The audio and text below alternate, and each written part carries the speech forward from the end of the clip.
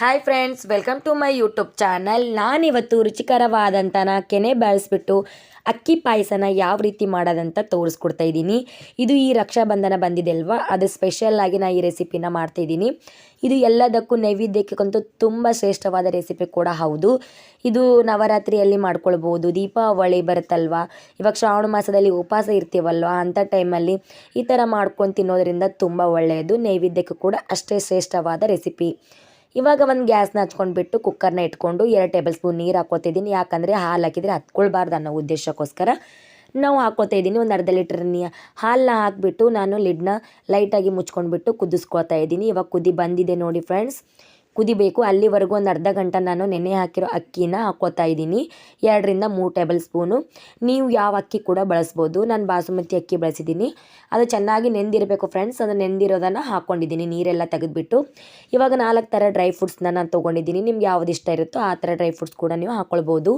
1.5 table spoon ನಾನು ಕೊಬ್ಬರಿ ತುರಿನ ಕೂಡ ಹಾಕ್ಕೊಂಡಿದ್ದೀನಿ. ಮತ್ತು 4 ಇಲೈಚಿನ ಪೌಡ್ರ್ ಮಾಡ್ಕೊಂಡು ಇಟ್ಕೊಂಡಿದ್ದೆ, ಅದನ್ನು ಕೂಡ ಹಾಕ್ಕೋತಾ ಇದ್ದೀನಿ.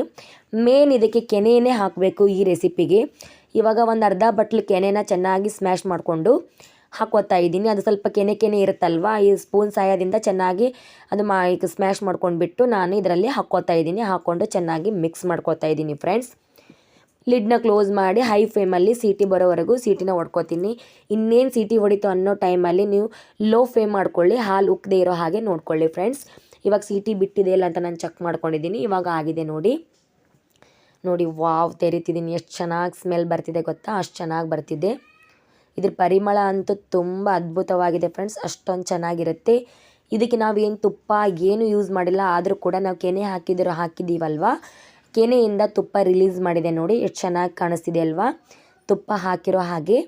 ಇವಾಗ ನೋಡಿ ಮಿಕ್ಸ್ ಮಾಡ್ಕೊಳ್ಳಿ. ಇವಾಗ ಮತ್ತೆ ನಾನು ಮೀಡಿಯಮ್ ಫ್ಲೇಮಲ್ಲಿ ಚೆನ್ನಾಗಿ ಕುದಿಸ್ಕೋತಾ ಇದ್ದೀನಿ ಫ್ರೆಂಡ್ಸ್, ಕುದಿಸ್ಕೊಳ್ಳಿ. ಇವಾಗ ಇದಕ್ಕೆ ನಾನು ಸಕ್ಕರೆ ಕೂಡ ಹಾಕ್ಕೋತಾ ಇದ್ದೀನಿ.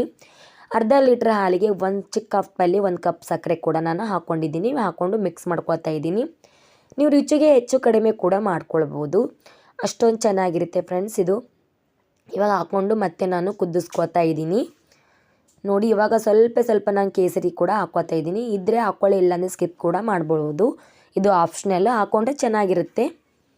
ಹಾಕ್ಕೊಂಡ್ಬಿಟ್ಟು ಸರಿಯಾಗಿ ಮಿಕ್ಸ್ ಮಾಡ್ಕೋತಾ ಇದ್ದೀನಿ. ಇವಾಗ ಮೀಡಿಯಮ್ ಫ್ಲೇಮಲ್ಲಿ ಇಟ್ಟುಕೊಂಡೆ ಕುದಿಸ್ಕೊಳ್ಳಿ.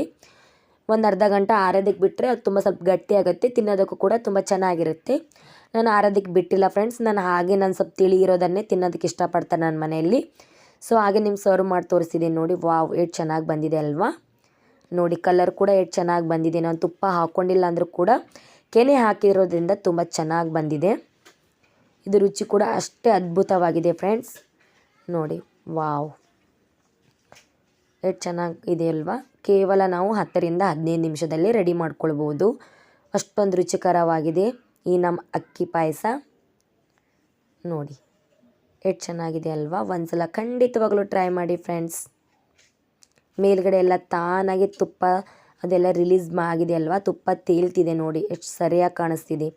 ನೀವು ಯಾವ ಅಕ್ಕಿ ಕೂಡ ನೀವು ಬಳಸ್ಬೋದು, ಇದೆ ಅಂತೆಲ್ಲ ಡ್ರೈ ಫ್ರೂಟ್ಸ್ ಕಾಣ್ತಿದೆ, ಅಕ್ಕಿ ಎಲ್ಲ ಎಷ್ಟು ಚೆನ್ನಾಗಿ ಬೆಂದಿದೆ ಅಲ್ವಾ.